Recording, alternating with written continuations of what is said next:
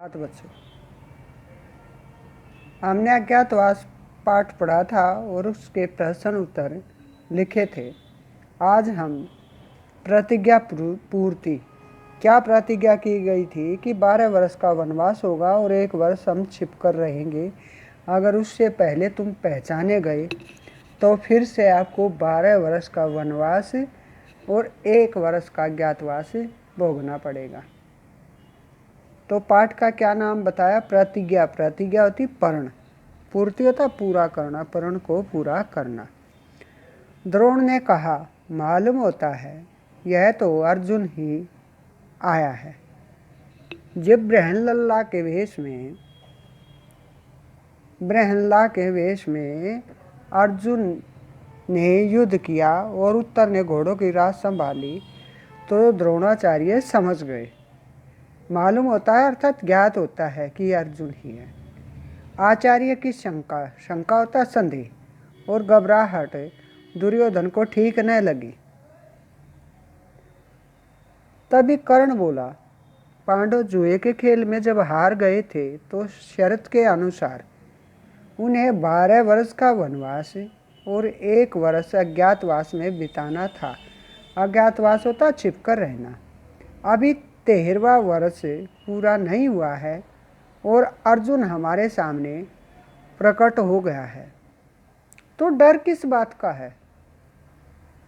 शर्त के अनुसार पांडवों को फिर से 12 वर्ष वनवास और 1 वर्ष अज्ञातवास में बिताना होगा। अजीब बात यह है कि, अजीब होता विचित्र, सेना के योद्धा भय के मारे कांप रहे हैं, जबकि उन्हें दिल खोलकर लड़ना चाहिए। आप लोग यही रट लगा रहे हैं कि सामने जो रथ आ रहा है उस पर अर्जुन धनुष ताने हुए बैठा है, पर वहां अर्जुन के बजाय परशुराम हो तो भी हम क्यों डरे? मैं तो अकेला ही जाकर उसका मुकाबला करूंगा और मैंने दुर्योधन को जो वचन दिया था उसे आज पूरा करके दिखाऊंगा।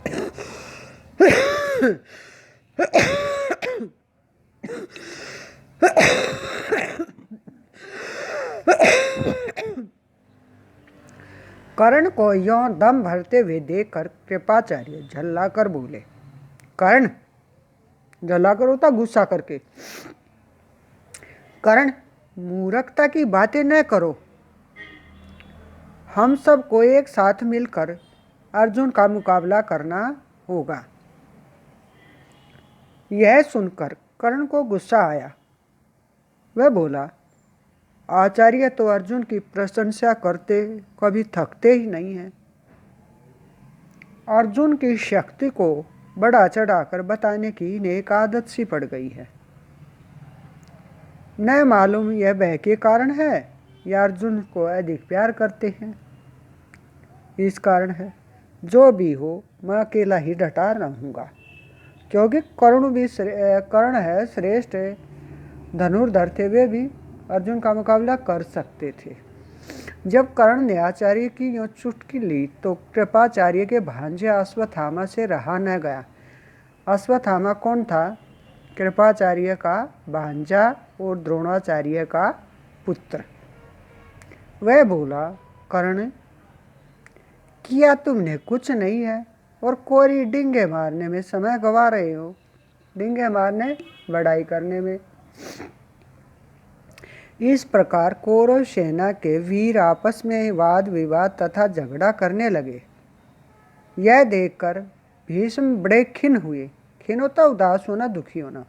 वह बोले, यह आपस में बैर विरोध या झगड़े का समय नहीं है। अभी तो सबको एक साथ मिलकर शत्रु का मुकाबला करना है। पितामह के इस प्रकार समझाने पर कर्ण, अश्वत्थामा आदि वीर जो उत्तेजित हो रहे थे शांत हो गए। सबको शांत देखकर भीष्म दुर्योधन से फिर बोले, बेटा दुर्योधन, अर्जुन प्रकट हो गया, वह ठीक है, पर प्रतिज्ञा का समय कल ही पूरा हो चुका है। चंद्र और सूर्य की गति, चंद्र होता चांद, सूर्य सूरज, वर्ष महीने और पक्ष विभाग के पारस्परिक संबंध को अच्छी तरह जानने वाले मेरे कथन की पुष्टि करेंगे। प्रत्येक वर्ष में एक जैसे महीने नहीं होते। मालूम होता है कि तुम लोगों की गणना में भूल हो गई है। गणना होते है गिनती, इसलिए तुम्हें भ्रम हुआ। भ्रम होता है शक, संदेह। जैसे ही अर्जुन ने गांडीव धनुष की टंकार की थी, मैं समझ गया था कि प्रतिज्ञा की अवधि पूरी हो गई है। यानी भीष्म पिता मैंने उन्हें समझाया कि जब वह सामने आए, उनके धनुष की आवाज़ आई, तो जब उनका समय पूरा हुआ वे तभी आए, उससे पहले दिखाई नहीं दिए। दुर्योधन, युद्ध शुरू करने से पहले इस बात का निश्चय कर लेना होगा कि पांडवों के साथ संधि कर ले या नहीं। यदि संधि करने की इच्छा है तो उसके लिए अभी समय है। दुर्योधन ने कहा, पूज्य पितामह, मैं संधि नहीं चाहता। संधि क्या था कि उन्हें उनका राज्य वापस करना था। राज्य तो दूर रहा, मैं तो एक गांव तक पांडवों को देने के लिए तैयार नहीं हूँ कि मैं तो उन्हें पूरा राज्य क्या, एक गांव भी नहीं दूंगा। यह सुनकर द्रोणाचार्य की आज्ञानुसार कौरव वीरों ने व्यूह रचना की। उधर उत्तर ने रथ उसी ओर हाँक दिया, हाँकना चलाना, जिधर दुर्योधन था। यानी अर्जुन ने अपने रथ को किस तरफ ले जा रहे थे? दुर्योधन की तरफ।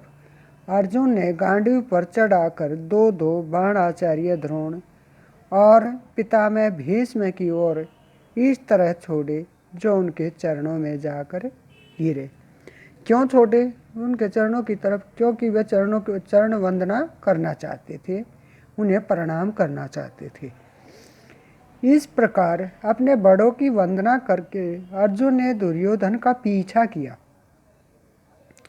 अर्जुन को दुर्योधन का पीछा करते देखकर भीष्म आदि नेता आदि सेना लेकर अर्जुन का पीछा करने लगे। कौन कौन? भीष्म सेना के साथ। अर्जुन ने उस समय अद्भुत रण कौशल का परिचय दिया। पहले तो उसने कर्ण पर हमला करके उसे बुरी तरह से घायल करके मैदान से भगा दिया।